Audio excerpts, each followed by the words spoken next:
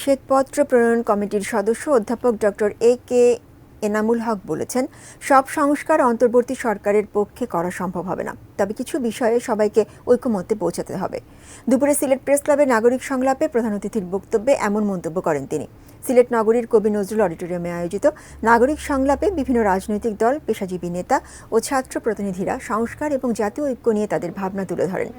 এ সময় সংস্কার কমিশনগুলোর প্রতিবেদনের নানা প্রতিবন্ধকতা নিয়েও আলোচনা করেন বক্তারা। এর আগে মূল প্রবন্ধ উপস্থাপন করেন শাহজালাল বিজ্ঞান ও প্রযুক্তি বিশ্ববিদ্যালয়ের সমাজ বিজ্ঞান অনুষদের সাবেক ডিন অধ্যাপক কামাল আহমেদ চৌধুরী।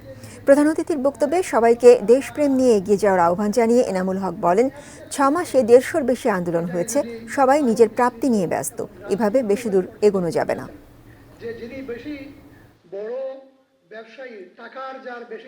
কয়েকটা বিষয় আসা উচিত।